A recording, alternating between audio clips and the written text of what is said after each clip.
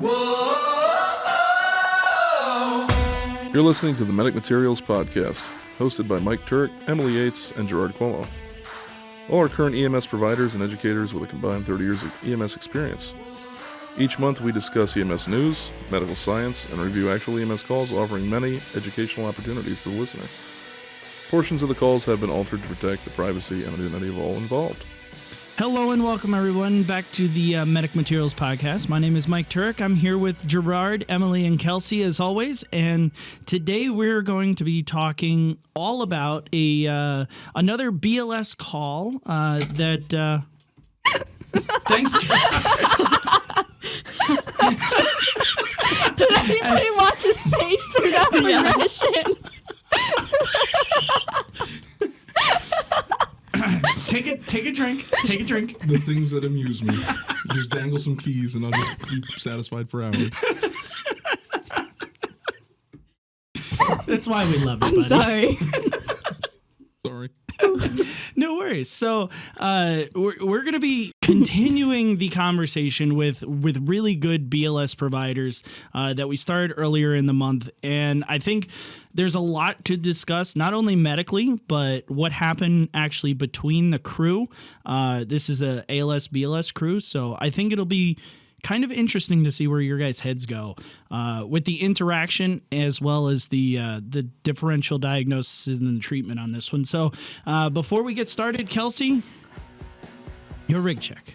First things first, thank you to all of our listeners and supporters, especially those listening in Minnesota and the UK today.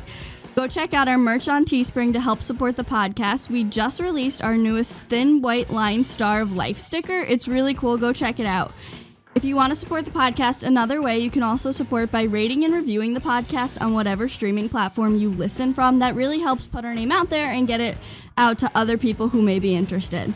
If you have a call that you want to discuss or have us review, feel free to fill out the survey in the show notes below to get our feedback and education on whatever calls you've done or even heard about. Oh, the UK, huh? The UK. Yeah. Awesome. We've actually got a established listener base in the UK. Fantastic. It's pretty cool. Yeah, we are but awesome. two people separated by a common language. That is true.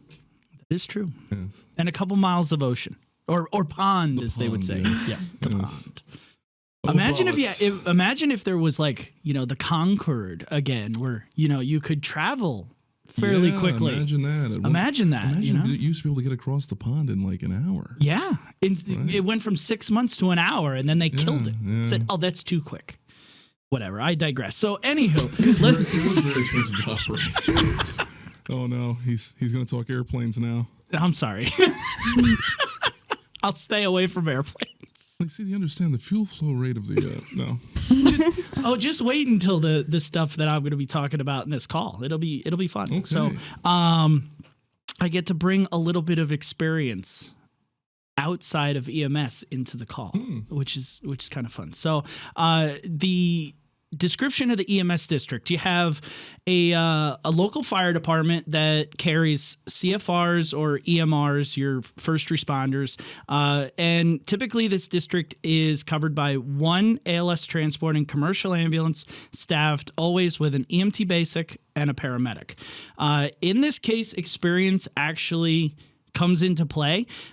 So the experience of the providers, the EMTs had 10 years of being an EMT basic, whereas the medic is a newly christened paramedic with 1 month on the road.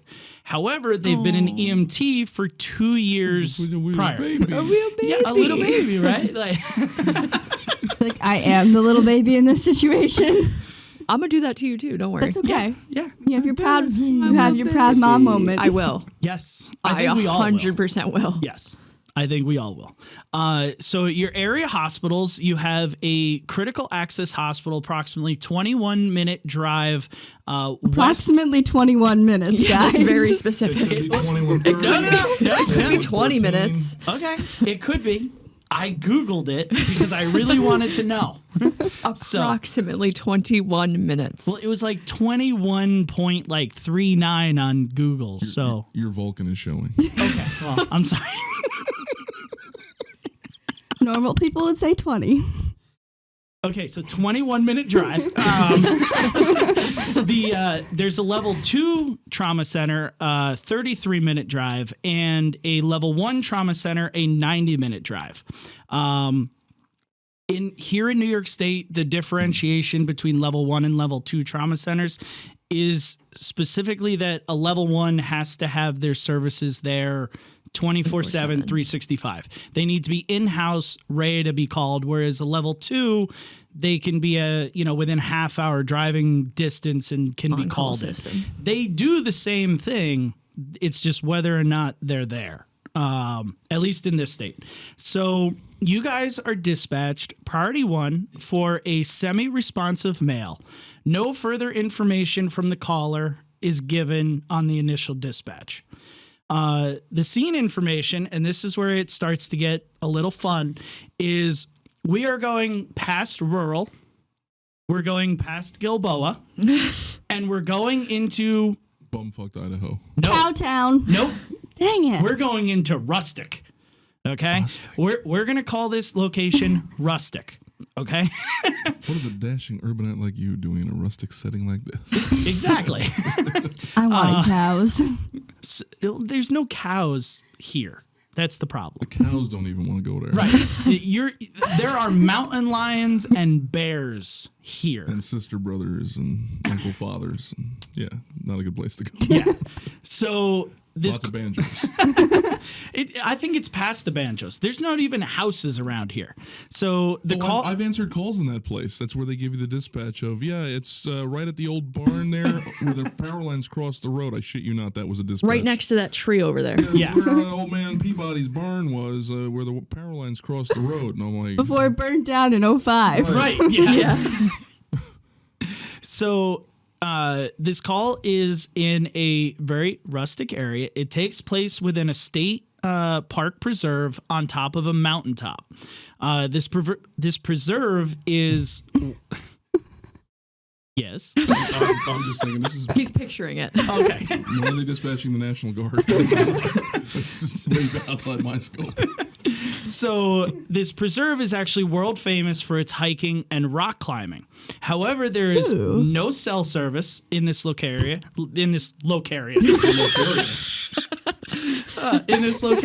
And there is only one state highway that cuts the mountain in half, east and west. Okay. The commercial transporting ambulance has a response time of 26 minutes.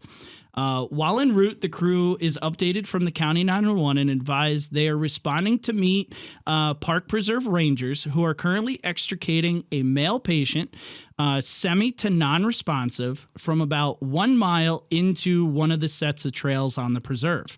The patient has suffered a fall while rock climbing. So with this information that you guys... Rangers. That's what I'm thinking. So awesome. With the present information, are you guys thinking about anything specific here? Traumatic injury. Traumatic injuries, right? Like, yeah, how big was the fall? Like, a fall from rock climbing. Is he still breathing? Right. Sucks. Yeah. No, I've taken falls rock climbing. I've taken falls ice climbing. They're not fun. Again, why? Why? But I'm like, no, that's a different topic. Because it's fun. No.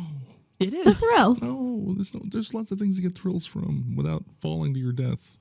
Yeah, but I'm on a rope, so like this guy. So anywho, other than traumatic injuries, anything else that we're thinking with the present information given? Time for extrication. Nothing's gonna be fast. I mean, nothing is going to be fast. Yeah. I agree with that. Here, they're a mile in. Who knows? If this crew is experienced on that trail, like maybe they've walked it before they know how the heck far in they are, where they are. It could be a long process. That is a BLS crew only. Oh, paramedic. Oh, there's a paramedic. Remember the baby? Yep. Oh, that's right. Yes, the baby. EMT paramedic. However, typically the Rangers are only first aid certified. They're not CFRs. They're not EMTs. They're there for extrication. They know some splinting. They know some bandaging, and that's about it. So do park rangers have the ability to extricate by themselves? Yes. So in this area, when I spoke to the crew, they said that these park rangers literally will handle all aspects of extrication without EMS. Okay. Unless EMS like forces upon themselves, like go in, do stuff, they usually bring people out to EMS, at least in this location. So the EMS crew arrives on the scene and they're located in a small parking lot off the main roadway. They cannot access the trail with their vehicle as it's gated off. Now, this, according to the providers, is a very wide trail. You can actually fit a vehicle on it. It's a very like groomed trail. The fire department is on scene and it advises EMS that the preserve rangers are still extricating the patient off of the rocks. They are estimated to be a mile down trail and will be bringing the patient out via a pickup truck. Oof. Oh, Oof. I guess my question right now, it's my biggest nightmare right here. yeah, I mean, my question right now would be,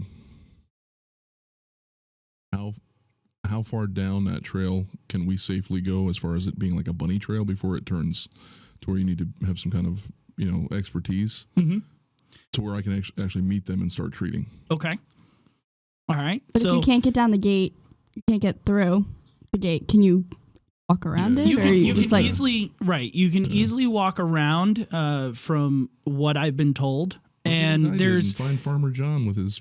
that's what I was meter thinking. and If go somebody up the who's hill. got a 4-wheeler, anybody? so That's another story. and that's it. So in this area, really, there's no access to someone with a gator. The fire department doesn't have one. They have. Isn't that amazing in a district that this is part of, that they don't have those What do resources? we always talk about? That's crazy. Yep. I know. The cash is there. Issue with the rail trail. Same thing. Yeah. You guys can borrow it's my one of quad those things. anytime. Money. I'll show up on my quad. Or no, it's not. I shouldn't say no money. It's Where they're going going to to allocate it. Right. Well, it's where Where do you allocate allocate it? So, in preferencing what you're thinking, the EMT actually have a discussion at this time about whether to begin walking down the trail. The medic is all for grabbing the gear and begin walking towards the patient, stating if they can make it to the patient, they can begin treatment. Whereas the EMT is completely against walking down the trail, stating yes, if, with quotes, as I was told, if we can make it to the patient. They have no clue where on the trail the rangers are and could extend the extrication time searching for the rangers, or they could become just part of the wait problem. Yeah. and have the I'm patient kind of with the delivered to EMT their on front this. door. I'm kind of with the EMT on Like I this. said, I just wanted to. For me, right off the bat, I only want to go as far as I can go with it being basically like a bunny trail. Just Can you go 100 yards before it gets rough? Yeah, even if it's just 100 yards, Right. that's closer to where they're going to be, and maybe set up a little shop there where we can do some triage and whatnot, so that we're ready when they bring them out. But no, I'm not going to them. Right. Screw And that. and I don't think, from hearing from the crew how this trail was actually designed, it seems like it was flat enough. It wasn't a rugged trail. This is a well-groomed, well-maintained, very wide trail that you could literally walk down to where they were. However, you don't know where the heck they actually are. So ultimately, the EMT actually wins the discussion, and they choose to wait by the trailhead for the rangers to arrive with the patient. This is approximately a 20-minute time period that they're waiting. The ranger pickup finally arrives at the trailhead and stops in the parking lot near the ambulance. The EMS crew steps into the back of the pickup truck and finds an adult male patient laying supine, secured to a backboard, fully immobilized. He is wearing nothing but shorts that appear to have been cut apart. He is currently responsive to painful stimuli only. There is a wet bandage wrapped around his head. The left arm and left leg are both currently in air splints. Oxygen is in place via a non-rebreather mask due to a initial oxygen saturation of 75% reported to EMS by the Rangers. So What is the temperature outside? it's a bright sunny day. So Okay. you're looking at 80s, 90 degree day, midsummer. Okay. If we had to put a blanket on them. So Wet bandage. A wet bandage. Yeah. What? Yeah. So what? Did they wet it? I'm confused. they did not. They did not wet it. It is. I'm going to assume that Blood? it's wet with blood because later on down I'm the call, what? Yeah, that's what they're reported of a lack on the head. So Okay. I'm assuming All right. that it's Because I wet missed with blood. everything else you said after that. I got really caught up on that. Let's get a wet bandage on here. I'm sorry. Why? It's like, 10% burn, non 10% burn, yeah, throw it on there. He's got a little like rock burn on his face when so other than the wet bandage, you have I'm sorry. I missed everything else. I just keep seeing Joe Pesci's face in my, with a wet bandage.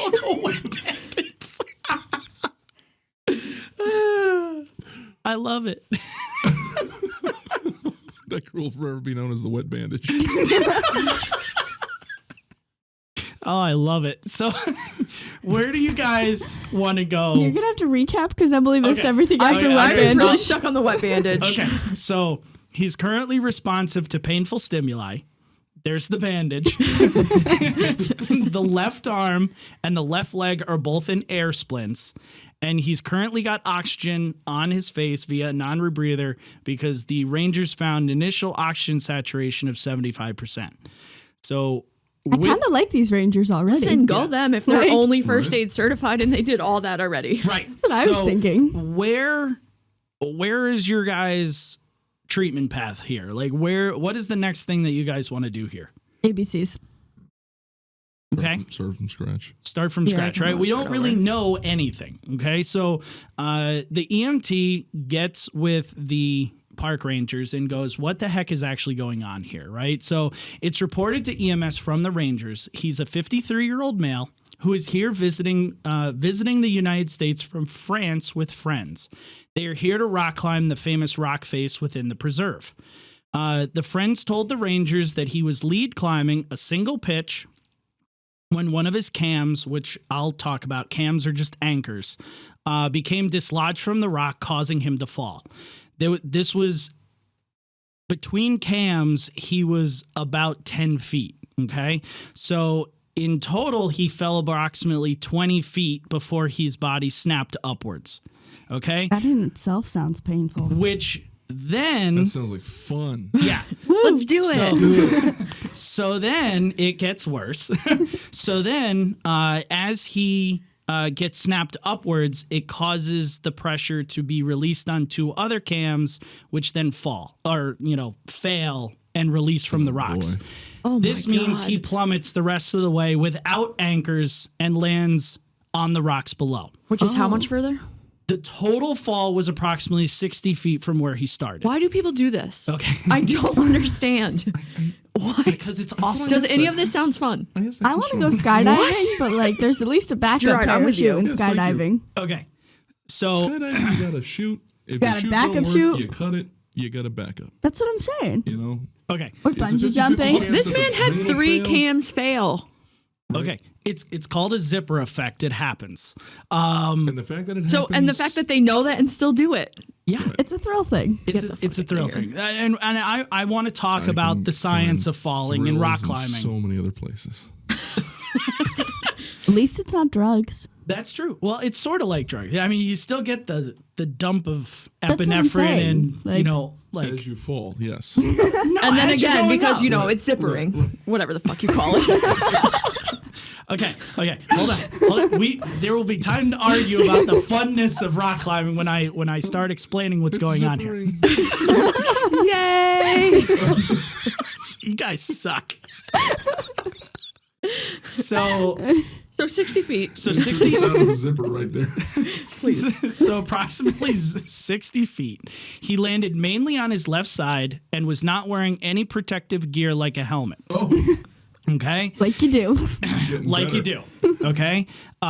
There was no ability for his belayer to catch him as there were no points of friction with the cams. So, Damn belayer. So here's... I love that word. is. Belay. Yeah. So here's ultimately Like the ballet. science behind what happened here.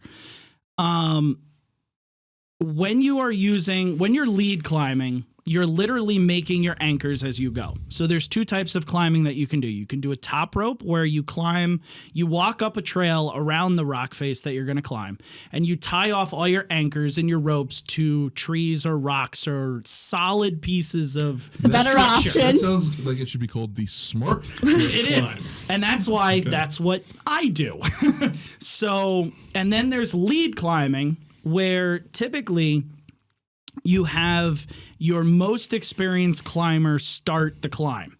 And what they do is they use these cams, which are just mechanical devices that On springs, yeah. Right, that you put into rocks, and then the springs, engage and keep and make an anchor within the rock.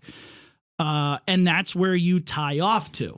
As you go up, you put more cams in your path. Once you get to a pitch, you typically will stop, and then you top belay the next person coming up. So now the next person can't fall because there's a person belaying at the top. So if an anchor fails, he falls 10 feet or 5 feet or whatever until the belayer at the top catches him. Unless he zippers. Well, even if he zippers, the belayer will the catch belayer's him. still catching him. He's still... Gotcha. Because Unless your belayer's really tiny and goes down too. so what happens with this is there's nobody to catch him. There's nobody to catch him, right? Even if you're lead climbing with a belayer on the ground, if you have a cam fail, you've lost a friction point, right? You need friction to be able for the belayer to stop. So if you lose the cam, you fall to the next cam. If that one fails, now you keep falling. There's no way for the belayer on the ground, which this guy had, to be able to make up enough slack to actually catch you. So even though he was doing it safely with the belayer, It's a terrible idea. This is why you stick So- to ropes courses, just saying, like I indoor understand rock where climbing. this whole thing came from, Right. And at some point in time in a military operation, somebody had to take a certain point on top of a hill Yes. or a mountain. So they figure all this crap out to get up there and kill the bad guys. Well, that's great. I love how we went from rock climbing to bad guys. Yeah, We don't have to kill the bad guys anymore. He always goes to bad So we don't guys. have to rock climb. Right? But rock climbing's fun. Leave it to the guys. That, Yeah, ask this guy. Leave it to the guys that have to do it. See, like top down is fine. The idea of going up and Well, and that's the part that there's- freaks me out. There is a reason why top roping is less dangerous, way safer. It's still just as much fun, but lead climbing is a thrill for a lot of people. In my former profession, we had a saying: "It was made by man. It was made to fail." That's true. I'm not disagreeing with the fact that this was a catastrophic event that, this guy had probably been climbing for 30 plus years, maybe never happened once in his entire career of climbing, and it happens once. That's all it Gotcha. takes. Okay. So, take that risk with anything you do. I mean, Right. everybody gets in a car every day to go to work. and that's it. So with the last thing with rock climbing specific falls is your rope stretches. So if you fall 10 feet, say you fall 10 feet, your rope is designed to stretch the amount of feet that you fall. So if you fall 10 feet, your rope will stretch 10 feet. So your fall is actually 20 feet. It's giving you a brace that you're not, fall 10 feet and then slam. Is there rebound?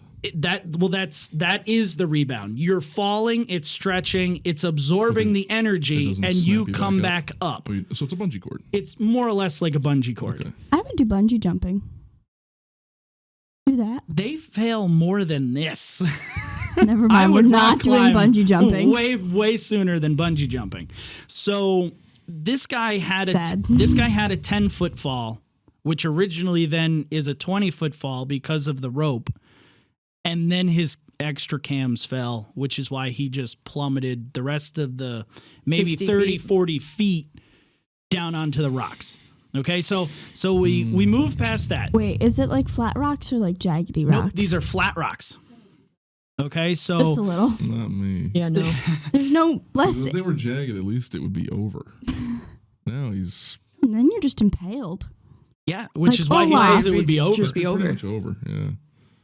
So the ranger also reports that they found him bleeding from a 3-inch long laceration above the left eye, which they bandaged. Your wet bandage. We have the wet bandage. They also found an angulated closed fracture to the lower left leg, which they reduced back into place using the splint. However, they found no pulses in the left foot. Finally, they report finding crepitus to the middle of the left arm, having weak pulses present in the left wrist post air splint. Okay. The Rangers then present the paramedic with a medication list they found in the gentleman's wallet. Go figure. Yeah. At least he was prepared. Wow. It's not much use though. There are 5 Are they all in medications. French? There's 5 medications listed. However, they're all in French. Nope. Le baguette. There's Dijon. Grey Poupon. Sorry. There's no medical history and there's no allergy history found within the wallet, and none of the stuff is known by the friends. Now the friends, They at least speak English. the friends speak English. The friends did not accompany the ranger truck, so they're still somewhere on the Taking it. trail. So They're you like, we Oh, he fell? We're still here having fun. Whatever. right. Somebody will Like, find you. we're continuing the top rope, but whatever. Sorry, Pierre. We'll see you later. So John Paul. at this point in time, the EMT attaches the gentleman to the cardiac monitor. The initial rhythm is sinus bradycardia at a rate of 52. Wait, I never got my A and B out of you. Was he breathing? He is breathing. Okay. We're getting that. We're getting there. Stop interrupting. God. That's an important one. No, he is breathing on his own. They have him on an armor breather. He was They have him 70-something% on room air. Yep. And his airway is open. There's no blood or vomit or any debris in the airway. That wet or nothing bandage like that. that's Just catching that all. just that wet bandage. Felt like that was an important one that we skipped over. Nope. AB is completely fine. No news is good news. Right. So with the initial rhythm, you find sinus bradycardia at a rate of 52. The EMT then begins to take a manual blood pressure, which returns at 86/40. The paramedic during this time sternal rubs the patient. They find after the sternal rub, there's a slight soft groan with no eye opening under the painful stimuli. The medic then begins to search for an IV site on the patient's right side, since the left side is all splinted. Baby paramedic, go. Yeah. The EMT begins a conversation with the medic on how the heck they're getting this patient off the mountain. Remember, there's 3 hospitals all 20 plus minutes away, right? Your level 1 is 90 minutes away by ground. The EMT asks, are we going to drive him or are we going to fly him? And the medic kind of defers this decision to the EMT, and they seem very unsure of the right answer. Now they're attempting that, like they're mid attempt on that IV. So they just kind of say, EMT, you make the call. I don't really care. about this earlier. So I would have actually probably called Well, that's while that's we're what we waiting. Yeah, I Yeah. was thinking Okay. about that. I was like, because they could be there waiting with you absolutely. and kind of go from there. You know, this when I guy need needs to him, go to a bye-bye. trauma center. He needs to go to that level 1. 90 minutes away. I bet they can fly that a lot faster. Yep. Yep. Okay. So the EMT gets on the radio, makes their decision, and they request to have the air medical respond to the scene. County 911 comes back and says that the flight crew has accepted with a 6-minute flight time plus lift. The fire chief on scene advises EMS that the only landing zone available in the immediate area is an open field 15-minute drive down the road. Now, in terms of flight time via drive time, right? Aircraft flight times from this scene, for reference, the level 2 trauma center, which was, a 33-minute drive, is a 12-minute flight. The level 1 trauma center, which was the 90-minute drive, is a 22-minute flight. Okay, so that kind of puts it into perspective, like why some of these critical calls we should be utilizing the air medical, not so much for all the really cool things that they do, but just for the time saved. But and also think if you have a prolonged extrication, like for him, or even if you have a prolonged extrication out of a car, think of calling them early because the second they come out, they can establish patient contact. So you're really not losing any time. Right. Like if the pickup truck comes up the mountain and the patient's in the back, doing the running man in the bed. Hey, great, now we don't need you. Goodbye. Yes. Right. Right. But oh crap, he's busted to pieces. Here, guys. Right. We're Enjoy the now, meal. we're 25 minutes behind the 8 ball, Right. plus the 26 minutes because no aircraft was ever put on standby from the county. Right. So now you're, almost 45 minutes into the call that, I mean, we're pretty Nothing's spoiled in And our now we're back area. doing our scene size up. Right. yeah. We're pretty spoiled in our area that both counties here, all 3 counties here, will put them on automatically. But it's something to think about if they don't Yeah. early. Yeah. And this call was actually from a couple of years ago in where the automatic standby policy was not even Right. a concept yet, so it's definitely interesting in doing that scene size up effectively, like knowing, hey, I'm driving 26 minutes to this call where a dude just fell off of a rock. Like he probably needs something more than me, and like you said, call it. If you don't need it, see you later. Goodbye, So I want to ask you guys how this call is going so far for you guys. Like, is there stuff that you would have done differently in a different order other than the air medical? And what kind of developing differential diagnosis do you have running through your head at this point in time? Well, we're sure he was not wearing a helmet, right? No helmet. So this is going to be a handful of differential diagnosis. Basically anything that's Literally everything. Everything. Yeah. Yeah, he broke. Yeah, he's broken. Yeah. You're gonna need a couple surgeons. Traumatic injury, I mean, he's got a hemodynamic neurotraumatic injury with an instability. altered level of consciousness. Yeah. So, like, that is the pressing one. Now, are you guys thinking more head injury or spine injury or a combination of both? Could be both. Yeah. Yeah. My x-ray vision is broken. They really should make glasses. They did in the 50s. It said X-ray and they had little swirls. Real I glasses. don't know how good they worked, but So is there something that you guys, really want to get done at this point in time that hasn't still- already been done, or at least hasn't been done effectively enough to where you guys are like, okay, I can bypass that, right? ABCs have been done. ABC's vitals and get The him collar. on monitor. Definitely, if he hasn't been collared already, No. go ahead and collar him. Is he out of the pickup truck yet? Nope. Everybody is still in the pickup truck. He has been C-collared. He's been fully immobilized. Again, because this call took place a few years ago, the spinal motion restriction protocol was not in Right, place. so he's on a backboard. So this guy is backboarded, I'm not even collared, against blocked, that, right? Like, At this point, everything. I'm not. I think He's for probably him, it's broken okay. everywhere, so Yeah. I'm not even against that So at all. my question now is, what is his GCS calculated at?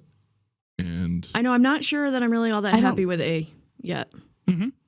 Okay. that's where I'm going with Yeah, I this. think I would Where are we reassess at with that. GCS and what are we at with capability for RSI? Especially if you said when the EMT reevaluates, he's barely responding to that sternal rub. Right. And that's it. Like you can still kind of put him at, a 2 for, painful stimuli, but it is Barely there. really Yeah. on the line. Like, is he? Yeah. Is he so really?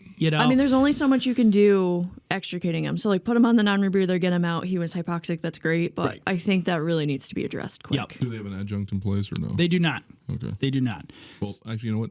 I'm glad they didn't. Okay. 'Cause And Yeah. and that would Wrong one. Yeah. and again, with the fact that the Rangers are not CFRs or EMRs, I know. they is- can't even do great. adjuncts. They did amazing, Amazing. considering they're not. Yep. They're just first aid. Yeah, no, And good that's stuff. it. Like, for what you think, like, oh, what a ranger can do, like, oh, first aid, they can bandage and do some But stuff. look at this, They really, Kicked butt. did it. really did a well done job. And again, nobody really saw the extrication process. Right. They could have just been like, throw him on. Who knows? No, it But sounds right, like he's but- like I mean, packaged beautifully. right. You know? Yeah. The vision of how he comes in the pickup truck is yeah. like, ooh, magic. Nice, like, packaged, beautiful, wrapped with a bow type page. Like, I like a bow. that. So the crew loads the Paris with patient. love. So the crew loads the patient onto the stretcher using the backboard and then into the ambulance.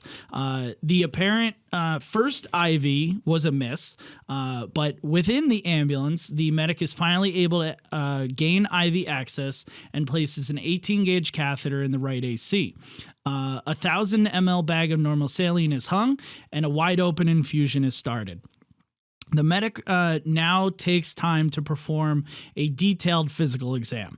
Are we moving at this point, or are we just sitting They there? are sitting in the parking lot. They find that the bleeding appears controlled with the bandage to the head. Peripheral pulses are now gone in all 4 extremities. He is pale, cool, cyanotic in the lips and hands. Chest appears to have no trauma or crepitus. There's equal clear lung sounds bilaterally. The Oh, that's abdomen, a miracle. yeah, Yeah. isn't it? Like you're waiting just for a Holy pneumo. shit. I was about to ask, is he still breathing? Yeah. Yeah, you're waiting for a pneumo or Wow. something like Something a hemo bigger. pneumo or something, or him just to be dead. The abdomen is soft and non-rigid. The pelvis appears intact upon palpation, That's and surprising. it is right. Yeah. And they cannot access again his back because he's on the backboard. I don't even know if I'd mess with it though. No. No, I'm not. Don't I'm touch not.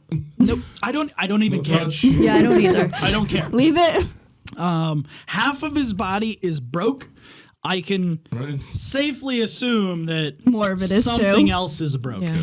And it kind of seems like, especially without that pelvis being broken or, ribs and What stuff like absorbed that, that force of it impact? almost, like in my head, it almost seems like he put his I leg know. and arm Tried out to catch himself. to Right. catch himself, and that's why they had angulated fractures of his extremities. Okay. I don't know.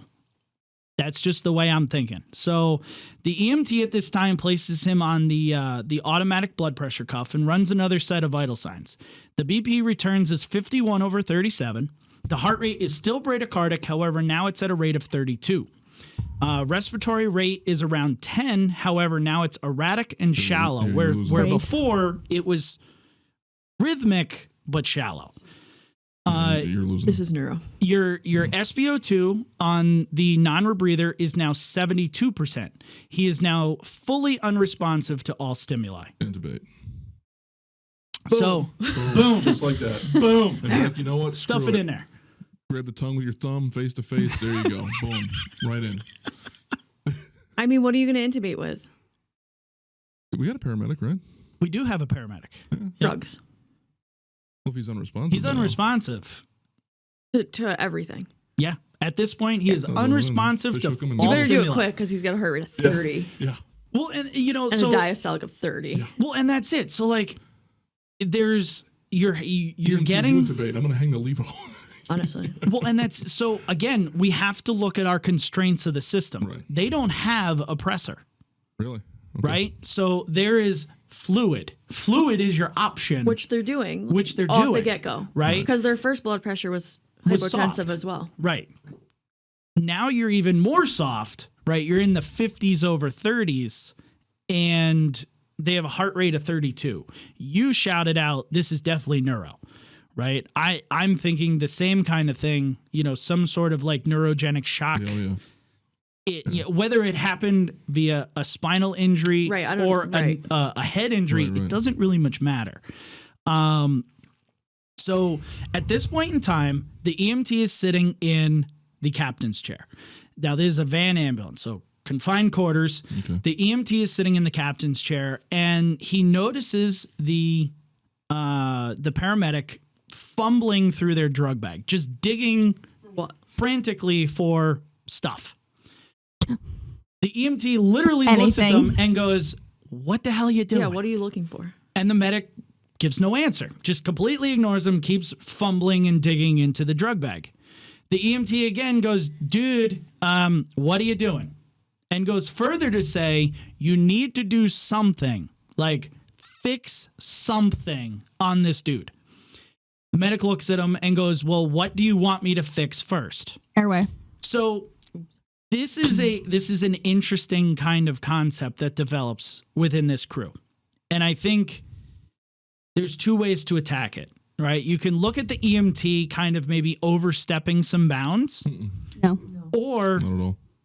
and I don't. Yeah. I look at the EMT going, okay, I look at my paramedic who's new and They need help. they are lost. In this Right, situation, they're taking a useless task. They need help. Right. They need some guidance They need here. direction. in this situation, your EMT, your veteran EMT is your Resource. battle-hardened sergeant, Yes. and your paramedic is your butter bar, fresh out the box lieutenant, and that EMT Your baby. knows more. I What's know. going I on. tried not laughing. I tried. What'd I say? Something about butter Butter bar. but hurt something lieutenant. Okay. I don't know. It was funny. Brand all the spanking bees. new, everything's still shiny, right? Never been shot Afraid at. of your own shadow. Yeah. Right. So here, this EMT is really that medic's best resource. Yeah. If for anything else than to remain focused or get refocused back on and get back on task and not be overwhelmed and overcome with, the holy shit factor in front of you. Right. And I think that is literally what this EMT is attempting to do is refocus all of that Right. pucker factor. Oh crap, this guy is going to literally die in front of me. I don't know what to do. We've seen it in brand new medics where they get overwhelmed and then it's chicken with their head cut off. Like they just revert back to either BLS skills or A useless task. they find a useless task and they just go Right. about it. I'm gonna check a blood sugar. Yeah. Right. Hey, I'm gonna clean up my garbage right now, even though this patient's barely breathing. But I'm gonna take that minute to do that. And We have a wet bandage here. Why don't I take a blood sugar? I need to take care of the wet bandage. and I agree. I think this you're losing it, buddy. Yeah. I agree. The redirection is needed in this case. The EMT actually further looks at their paramedic and is like, dude, they have a heart rate in the 30s. Fix that. Yeah. So would you guys, the EMT is literally telling their medic, do something because the guy's bradycardic in the 30s. Yeah. You guys are thinking airway. Is it airway or is it heart rate? One you have circulation and one you have airway. I need airway first. But And I that's for don't. me. I mean, could the EMT bag them, fix their heart rate, and then go back and do a more advanced airway if needed? Like, do we need to take all the time right now to intubate them? Well, and Or I'm also can we- I thinking, was even thinking the other way. I was even thinking I could have my EMT put the pads on and get everything set up ready to pace if necessary, or if we're going to go chemical, we already have our line, so we're good to go there. But yeah, That's for almost me, why would I go feel like I airway. would fix the heart. Like, somebody needs to bag them. I'm thinking that we have a firefighter get in the front and start driving because we've got 15 minutes before we can meet the helicopter who can be an extra set of hands if we need it. Your EMT can bag, you can have your medic in the back. Handy right about now. Kelsey Smart. Should have That's what got I'm them on saying, the you get go. Could've got Yeah. him on the get-go. Yeah. Lots of He things. needs, they need to get going. Yeah, lots of things to divulge or dissect here. So I don't care who drives, don't kill me. the Or make me EMT puke. the EMT actually goes Emily's route. The EMT measures and places an OPA with ease. No Excellent. gag, no nothing. So you could have just dropped a I king was gonna tube say or that's something. probably Boom, done. Yeah. where I would have went anyway. Right? But I mean, yeah, airway for me. The fact that he just took that like a champ. Yeah. Yeah, I want the airway now. No issues. I really like how the EMT uses the OPA over the NPA Absolutely. with the head Yeah, injury. yes. I like that. And they go right into providing bag valve mask ventilations to the patient, attempting one breath every 5 seconds. The medic does indeed decide to follow the guidance of their EMT and fix the heart rate. They place both defib paddles to the chest and begin pacing the patient at a rate of 75 beats per minute. They are able to maintain both electrical and mechanical capture while pacing. Now, the EMT, again, like a champ, instructs one of the firemen to get into the goddamn ambulance and begin transporting to the LZ. Okay, so while en route, the EMT. I'm sorry. Because literally, like I was on the edge of my seat. We're like, you call one of the firemen to jump in. I'm like, please don't let him touch the patient. Don't let him touch the patient. Don't let him touch. Drive. Okay, yeah, cool. Drive. Yeah. But I mean, they've got a 15-minute drive and a very broken patient on top of the time that they have to get to the hospital. You know, going through this call, I just keep thinking at one of the agencies, I'm like, I would literally be fired if I told a firefighter to get in the ambulance and drive. Nope. This guy is like, do it. Don't kill us. That's what I'm saying. Get me there. Don't kill me and don't make me get the fuck puke. out. Yeah. So while en route, the EMT looks at their paramedic and asks, are you going to intubate this patient?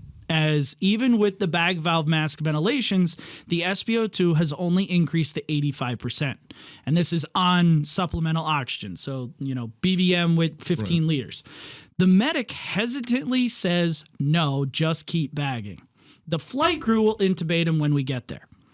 The EMT then looks at them and pushes against the choice by their paramedic, stating that the patient's unresponsive, unconscious, took an oral airway with ease, and is not perfusing and or oxygenating at all. Go with this EMT. Right. Drop the king, dude. And that's it. Least, just drop Do they have a king? So they do have a secondary airway. I don't know whether, at this time it might have been a king, it might have been a combi tube, but even LMA? still. I get it. You're right. No, it's not that old. I'm just saying, I get it. You're rolling down. You're brand new. You're freaking out. Okay. Okay, so we're not going to sit there and set up and everything and have the nice, stable environment to do, laryngoscopy. Okay, great. Just drop the king. Yeah. 35 seconds. Rip it and rip it. But even if you're freaking out at the end of the day, all we have fixed is A, B, and C. We have done not a goddamn thing else. That's true. But in reality, that's all this guy needs is Right. A, B, and C. Pretty much, Right, yeah. but that's what I'm saying. Right, So, like- take the trauma out of it, take the stun factor out of it. Yes, they're broken. All you're doing is A, B, and C. Right. Pretty much. Yeah. So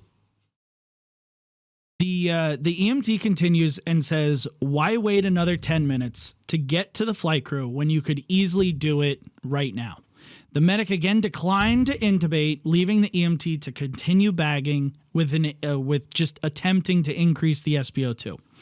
Ultimately, they do arrive at the LZ approximately 10 minutes later and turn over care to the flight team, who then decides to start a presser. Cream. I was just gonna say that. Thank you. Sorry.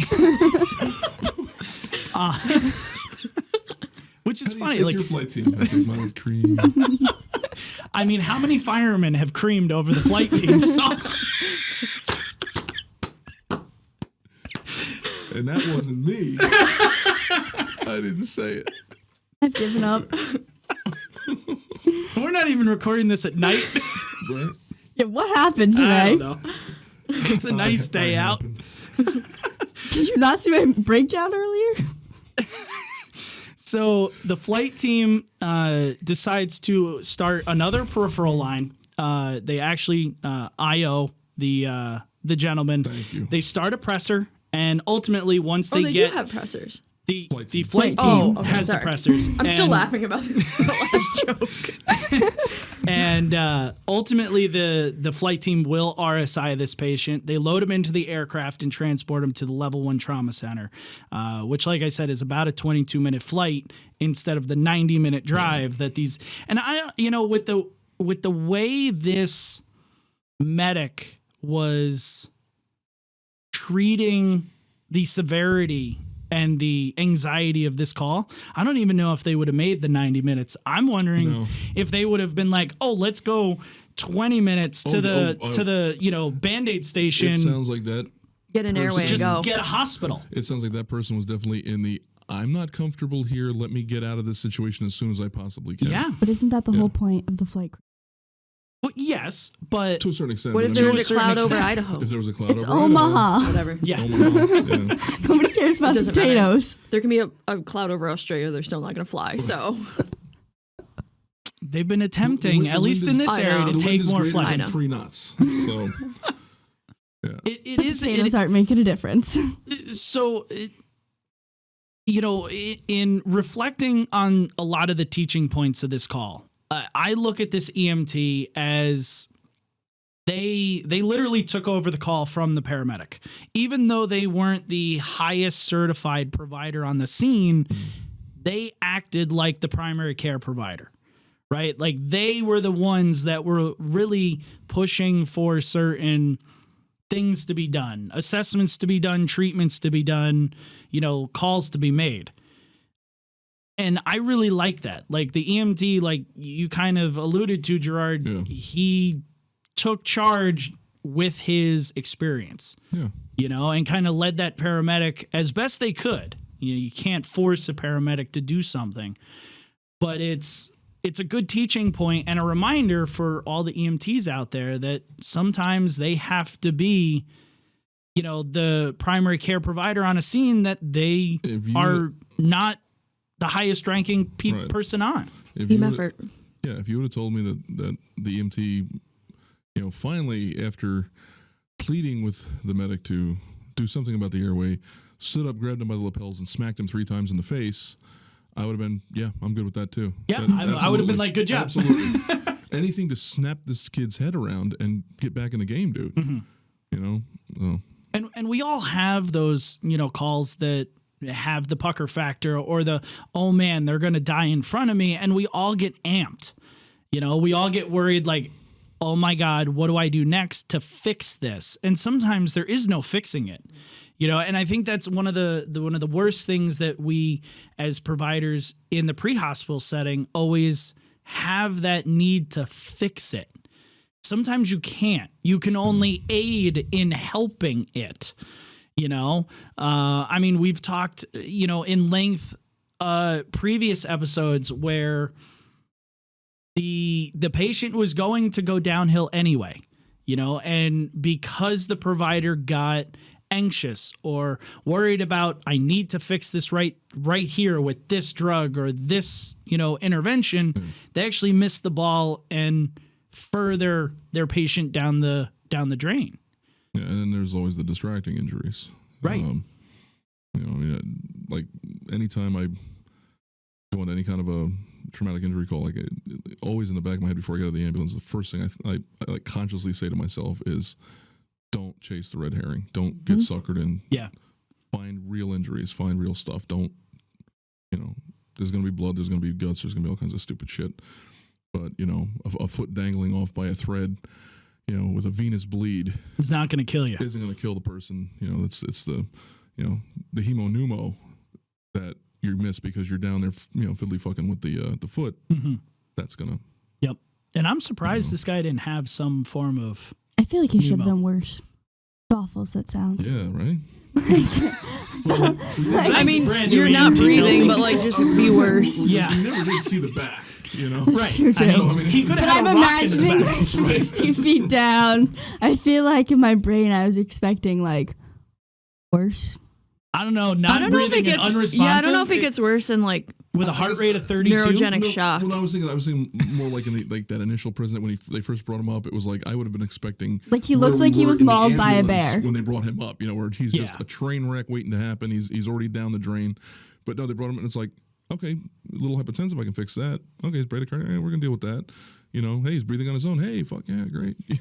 Do you think there were enough warning signs initially with the hypotension I think and so, bradycardia? yeah. That, Oh, I think so. that- Yeah. The moment you said those, I was like, Yeah. we gotta get this show on the road. Yeah. Right. And I think I can't, for certain say this crew saw the urgency. It seemed like they kind of lingered around for a while. I think for me, the selling point was the 60-foot fall, no helmet. Yeah. And then these Well, and the these are your bradycardia. right. And these are your vitals. And Yeah. I'm like, yeah, no. Yeah. We're going to have Especially- a problem yeah. real quick. Yeah. When you think of the hypotension, like you would anticipate them to be tachycardic. The bradycardia screams neuro. Right. Yeah. And when you think of neurogenic shock, you have to think of that like mass vasodilation. Mm-hmm. So everything just kind of fit in. Well, and that's it. So I wanted to have a discussion with neurologic shock because, you know, we don't see neurogenic shock all that often. And when we do, I feel like a lot of providers get caught off guard because they're trying to treat the hypotension, they're trying to treat the respiratory, they're trying to treat the bradycardia, which really is what we have to treat, but they're not seeing like, hey, he just took a 60-foot fall with recoil in his rope, maybe snapped his spine, but then took another possibly 30 to 40-foot fall and then smashed his head on the ground. Right? Yeah. So when we have neurogenic shock, it's defined as an overall disruption of the sympathetic nervous system due to some sort of acute spinal injury. Okay, depending on where the spinal injury occurs, it can often affect different aspects of the body's functions. So typically, wherever the line of injury is, anything below that line, internal organs, motor sensory function, that is what is affected. However, not always the case. And your three biggest signs right in here, right? Irregular ventilations, the hypotension, and the bradycardia. This is created by the loss of sympathetic tone within the vasculature, as well as the sympathetic control within the internal pacemaker of the heart. Which also gives us a reason we had that other sign right before everything really went south when we were doing our physical exam. We lost all peripheral pulses. Correct. Yeah, I thought that and too. we became super cyanotic. Yeah. You know, so when you lose all of that tone within your vasculature, your blood begins to pool. Right? As that blood begins to pool, not enough blood is returning back to the heart. So your preload goes down, which is why you get the hypotension. But then because there's no sympathetic control of your pacemaker, you become bradycardic. Typically when you're hypotensive, you become tachycardic, right? We all know that. In this case, you're now bradycardic, which then now you're not being able to perfuse the tissues because you're hypotensive as well. And the whole thing just, it spirals well out of control. Yeah, in simple terms, your body is not compensating. Right. You lose all of your compensatory mechanisms. Well, you know what's funny is back to my wet bandage here. Mm-hmm. The further you got into the call, I keep thinking like when you think of neuro, you also have trouble regulating your body temperature. Mm-hmm. So now I'm thinking wet bandage, like, is he hyperthermic? Oh, yeah. And like that's another clue. Maybe blood. Maybe it wasn't blood. It held the key the whole time. I knew it from the get-go.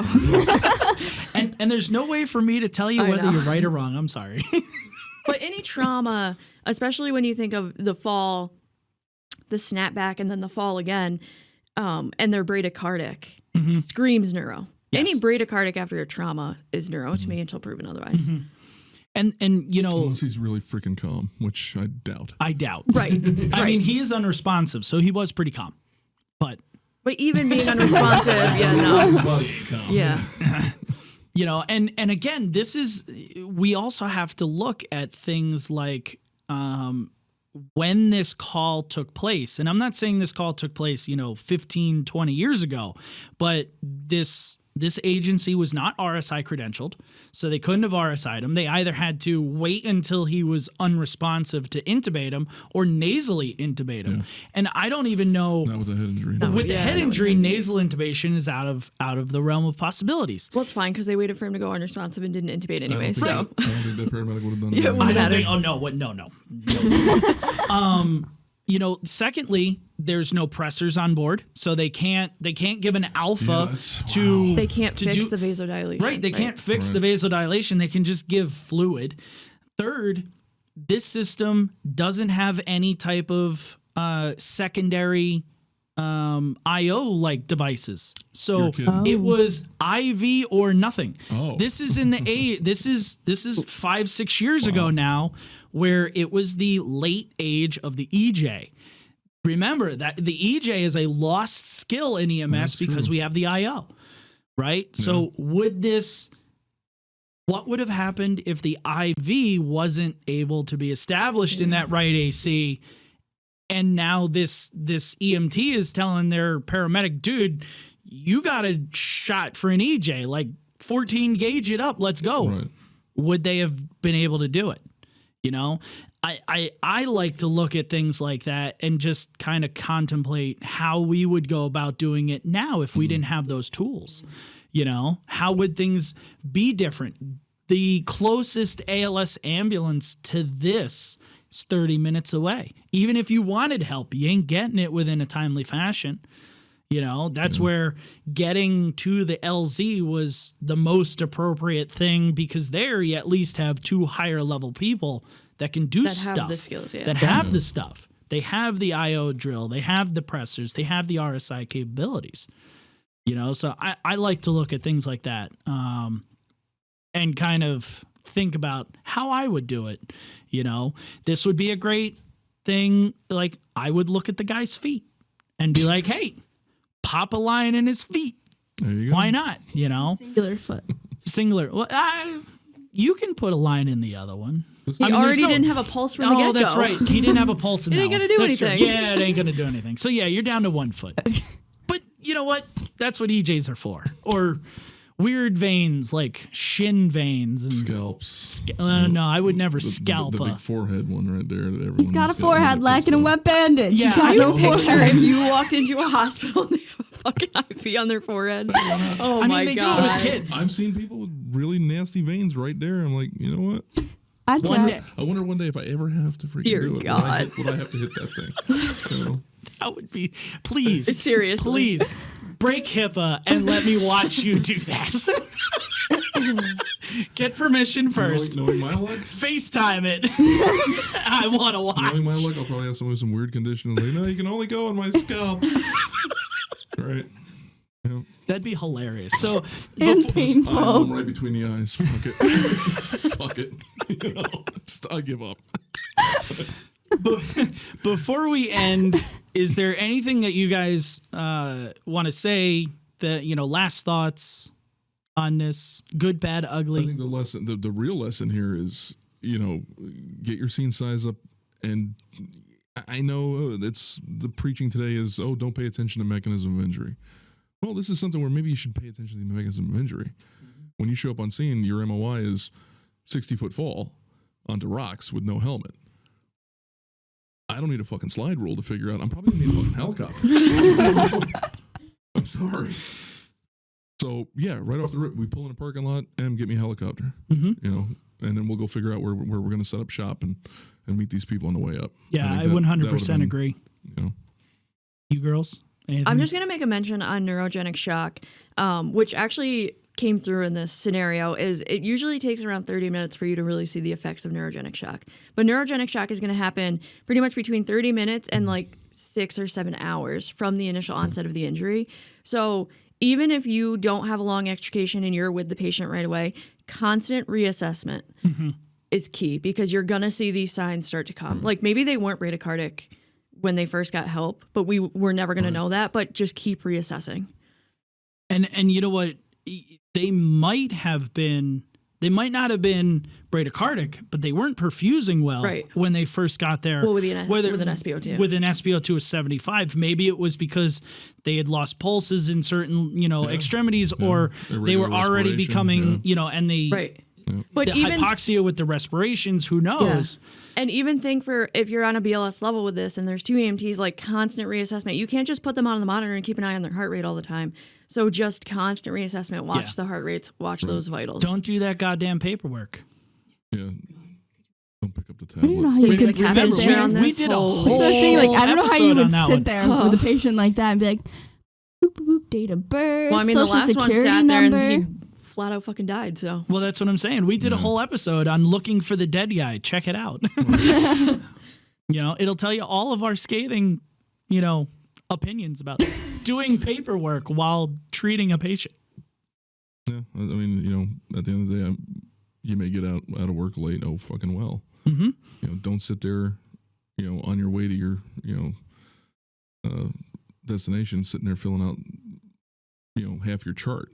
You know, okay, if they throw some freaking quick numbers in or whatever just to get it going. Okay, I get it, and then throw it off to the side. Yep. You know, but if you got a critical patient, Couldn't even touch on that shit. If there's nothing else, guys, we will see you in May. May 1st is going to be a very interesting episode. We're going to have our first guest that is outside of the realm of EMS. Her name is Joni, and she is going to be joining us talking all about a really cool EMS first responder veteran program that she runs here in New York State that is all geared towards EMS mental health, because we wanted to do something for Mental Health Month. So I think EMS mental health is something that is a big topic right now because there's more and more awareness towards it. But yet there's still a lot of blowback against it.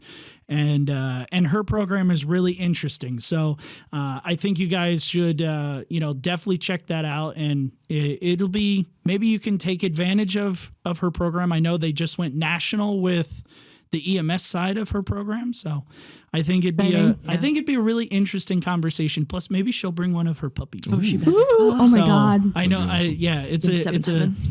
It's a dog rescue program, so it's kind of really exciting. Kind of intriguing. I wonder how Rubble would take it. He'd probably bark at the other dog, and the other dog would be like, "Shut up! Yeah. Probably. I'm a service dog. Go fuck yourself." Do you think dogs look at other like cop dogs and it's like, "Oh fuck, that's a cop"? I wonder, or do they do like? Well, when you think about it, I mean, and even within that realm, like the different levels, like you got the one who's like a, man, I got a cool job. I'm like a rescue dog. I'm I'm a therapy dog. Oh, that's cool. Hey, I'm a drug dog. Hey, that's, I get to sniff out drugs. And then like you get the one dog, he's like all pissed off and shit. And what's wrong with you? I'm a fucking bomb squad. Or not even like that. Do you think like you look at? I get confused by pizza sometimes. It really bothers me. I'm wondering more if it's like we look at other providers or cops and we're like, wow, what a pompous jackass, and like you're like, oh, that dude's totally a douche, and then you see like the the canine service dog come in and you're like the old bulldog sitting on the stoop going to be like with saltines and Skittles stuffed in their jowls is like, dude's a douche. All them shepherds, man, are all assholes. They're all assholes. Anywho, guys, stay safe for the rest of April, and we will see you in May. Le Poisson. Negative. I don't like it. Not the same. Frenchie. I don't like it. Try again. Donuts. Thank you for listening to today's episode. If you'd like more information on the podcast or to send us a call to review, visit medicmaterials.com/podcast. To learn more information, like us on Facebook at Medic Materials EDU, or watch our weekly instructional videos on the Medic Materials YouTube channel.